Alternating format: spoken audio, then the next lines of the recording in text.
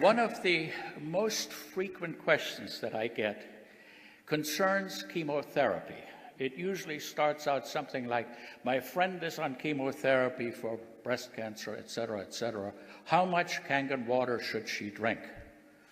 Well, first of all, she could drink all she wants because there's no magic or mystery. Kangen water is good for any human condition because it is the best water you can drink, just parenthetically. During chemo, many doctors advise that antioxidants be discontinued. Well, it turns out that there's a total myth, and that is completely wrong. The antioxidants do not adversely affect chemotherapy, and it is absolutely shown by a number of studies that no harmful effects occur if you're on chemo and if you are taking antioxidants, whether that be in the form of Kangen water or any other antioxidants.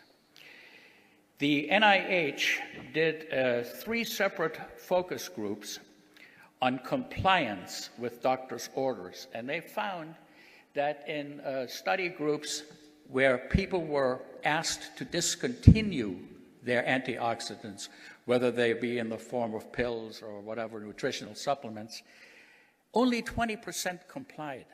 So it's a total waste of time to ask them to do it in the first place. And also, a review published in May of 2007 by Cancer Treatment Reviews, 855 studies were reviewed, and not one single one showed an adverse effect of antioxidants while on chemo. And so basically that chapter is closed. If prospective clients and so on ask you about that, you can say unequivocally antioxidants are good whether you're on chemo or not. Now, what about benefits of Kangen water in patients who are undergoing chemotherapy? Are there any? Well, let me say that they are actually quite huge, and I do that based on personal experience. Dr. David Carpenter and I have corresponded, we were friends, and he has the same experience, that the side effects that patients get with chemo, nausea, vomiting, loose bowels, etc., are much lessened in those that faithfully drink their Kangen water. And I think I know the reason why, because when you get dehydrated, all these symptoms get worse. When you get dehydrated, you may become acidotic, and all the symptoms get worse. And you know very well that this water produces an alkaline effect in the body, and that it can actually reverse metabolic acidosis. This has been proven without any doubt in laboratory studies on mammal animals that were rendered profoundly acidotic, and the acidosis was reversed virtually instantly by the administration of Kangen water. So the benefit in chemotherapy of drinking Kangen water is huge.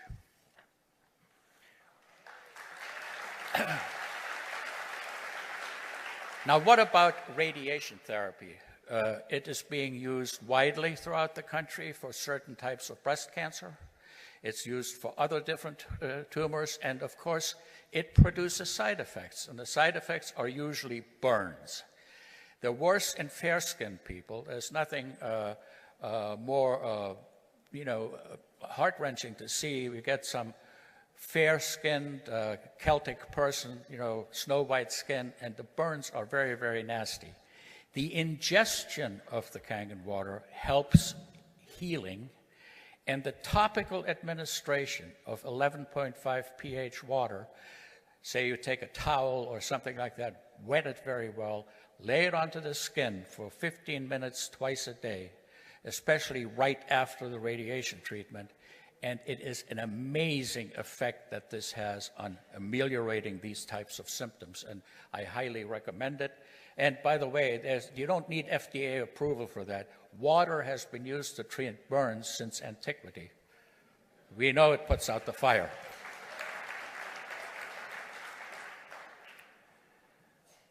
Another question. I have a prospect who has cancer. Will the water help? Well, first of all, there is no scientific data that we can quote that the water would cure cancer. You might recall that Dr. Otto Warburg is frequently quoted as stating that cancer cannot exist in an alkaline environment.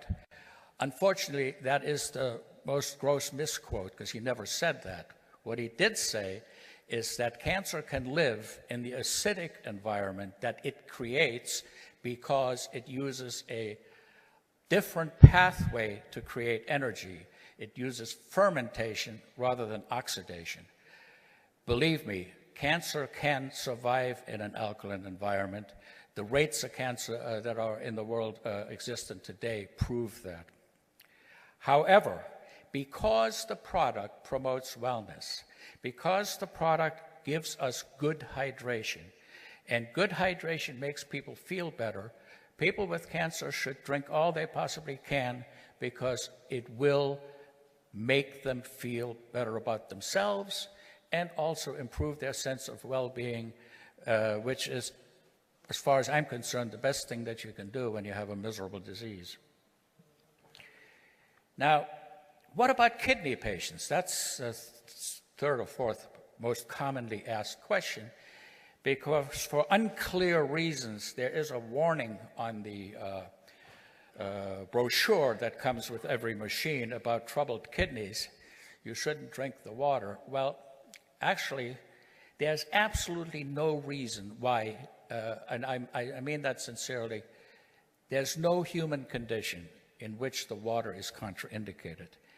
In cases of severe kidney disease, there are some precautions that must be followed, and they make perfect sense.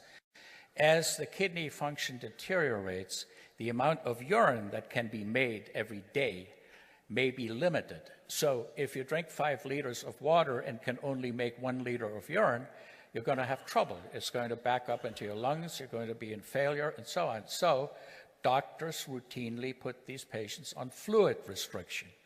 It's not water restriction, it's fluid restriction of any kind. So if you're allowed to drink 3 liters, you can drink 3 liters of Kangen water, but you can't exceed that. And I think that's the most important take-home message. As a matter of fact, I have at least 3 patients who were on dialysis and hated it so bad they were willing not to be on it at all and take that risk. I introduced them to the water, and they're feeling perfectly fine. A couple of them are now 2 years and still going strong.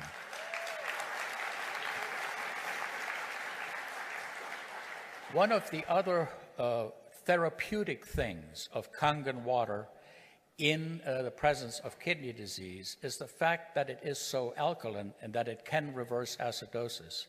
People who are what we call uremic, whose kidney function is really bad, are always acidotic. That's why they lose their calcium from their bones, they get fractures, and so on and so forth. Because Kangen water is a buffer against that and can reverse the acidosis, it is of great therapeutic value. It certainly is much better for you than bottled water, Coke, or any sports drinks. Now, here's another question, and this has been battered around a number of times and asked in different forms, which is the following. Can you become too alkaline by drinking too much Kangen water? And the answer is absolutely no way. Our bodies have a very, very efficient mechanism of dealing with acid. And there are 2 pathways, one through the lungs and the other through the kidneys. What is, however, possible is to develop water intoxication. And that would occur long before there would be any pH effects. Now, picture this. The water is hypotonic. In other words, there is less mineral concentration in water, in the Kangen water, than in your serum. So if you drink a huge amount of that, you will dilute the sodium in your blood and in your serum. And when it gets to the around 120 milliequivalent stage, you're prone to seizures, to all kinds of things, and it can even kill you. There was in 2007 a case in Sacramento, California, where a radio station had a water drinking contest. And a 27-year-old mother of 3 died of water intoxication, general seizures, and her heart stopped. And the cause of death was determined to be water intoxication. And her family won a $16 million jury award for the fact that this was negligent behavior on the part of the radio station. Now, organ transplants. That's a frequent question. My prospect doesn't want to drink the water because she had a kidney transplant and will think it will interfere with her anti-rejection medicine. Well, let me say this. I don't know of any medicine that Kangen water interferes with. I think that's a total myth. If you think about it, if you live in Seattle, Washington, the pH of the drinking water is 10.5. And, does that make sense that it's okay to take your pills with that water and not okay to drink it with Kangen? It makes no sense whatsoever.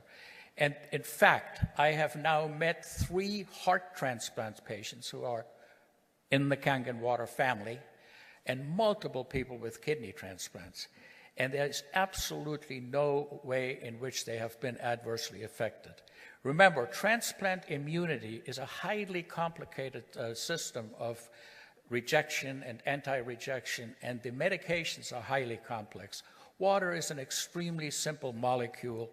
It is part of us, and the actual negative charges and so on that we think absorb into the body are dissipated very, very early. So, organ transplants, Kangen water, totally compatible.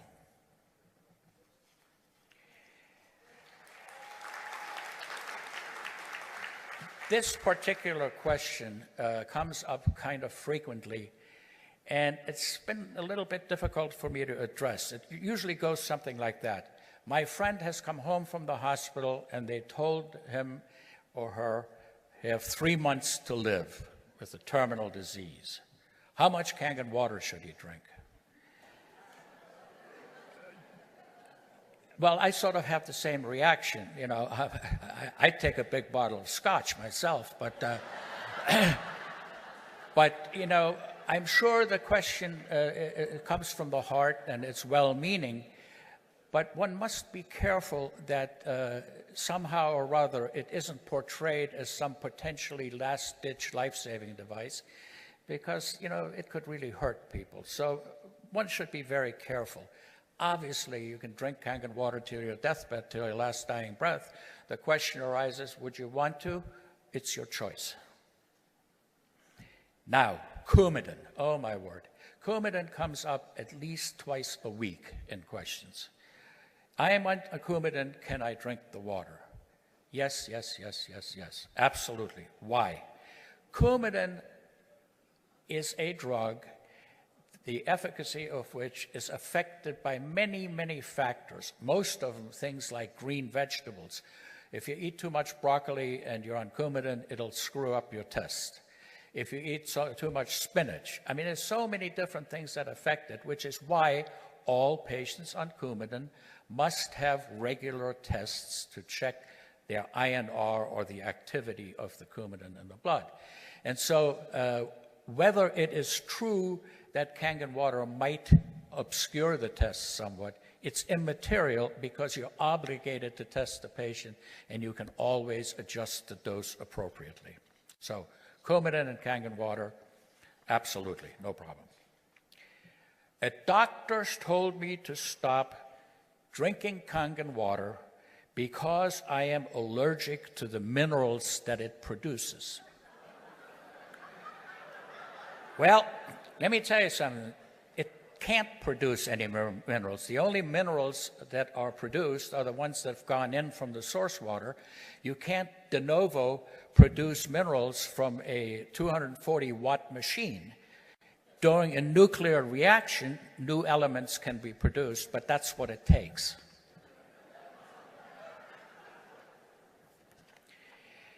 This one is really cool. I have been told that ionized water can cause minerals in the blood to form crystals, which can be very bad. The answer is yes, that is very bad. However, crystallization of any type in any system, whether it be in water or in some other fluid, requires a supersaturated solution. 5 pounds of sugar in a glass of water, that's a supersaturated solution. You can grow crystals on a string and it'll crystallize, but not in human blood. The only case of human crystallization I've ever heard about was in the Bible, where Lot's wife looked back at Sodom and Gomorrah and turned into a pillar of salt.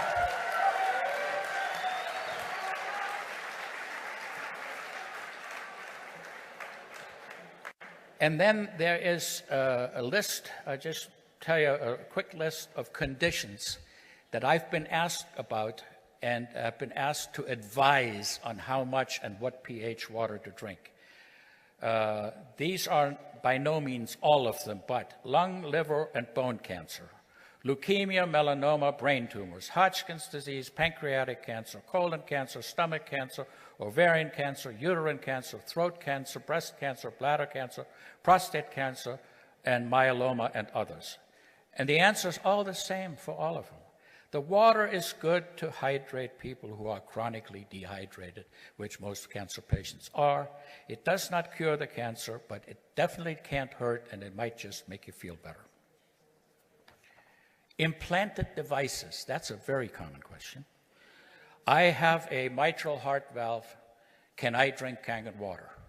Well, you have to picture that once a device is implanted in someone, whether that be a pacemaker, a heart valve, a breast implant, some other hip, for example, total knee, the body accepts it and forms a membrane, a fibrous type of membrane around it, which virtually excludes it from the bloodstream or anything else.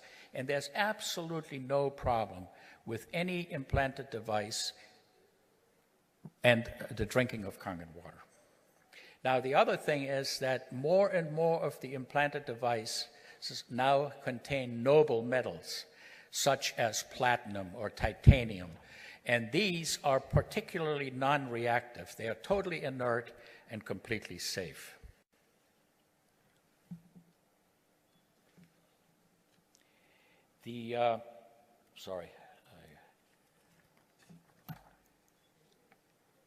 Returning a machine, ploys that are employed to return a machine and get the money back, like, a year after you bought it, that's a little late for buyer's remorse. If you return it within 30 days, no questions are asked, and that's the end of it, and you get your money back. Unfortunately, people will make up reasons that are not just unbelievable, but they also threaten, or they're threatening the company with legal action and with reports to the FTC and the FDA and all kinds of things. And there's always some doctor quoted that told them to do this because it's making them sick.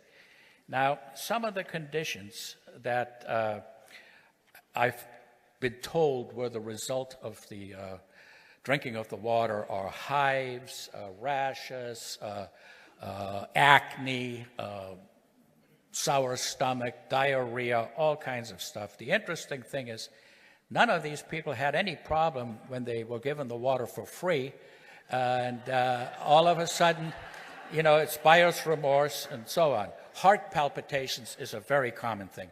I get heart palpitations when I drink Kangen water. Please, you get heart palpitations for 50 million reasons, and almost none of them have anything to do with liquids, Anyway, the bottom line, there's no way in which Kangen water can cause any of these conditions that are claimed. Certainly, Kangen water doesn't cause urinary tract infections. I mean, the bacterial theory developed by Robert Koch in 1848 has been proven to be sound. Now, when one resorts to these kind of tactics, one is actually committing a crime. Extortion is illegal. It's just illegal, and it's sad that people do that. But anyhow, The last thing I wanted to talk about is sort of an interesting subject because I hadn't really been, knowledgeable at all about it. I've had to do a little bit of research. But apparently there is a sizable population in this country that likes colonic therapy. And I have never had a good grasp of that. As a matter of fact, I need one more colonoscopy in my life before I can call it quits. And I dread that. I've already postponed it 2 years. But I often, I don't want to be rude or anything, but I get asked, how much of a mixture of 11.5 and 9.5 should I use to give my clients an enema? Well, I don't know. I mean, I don't want to go there. But to make a long story short, in the interest of safety, I'd like people to know that strong acidic and strong Kangen water are not for drinking, and that you should never put anything in your colon that you wouldn't drink.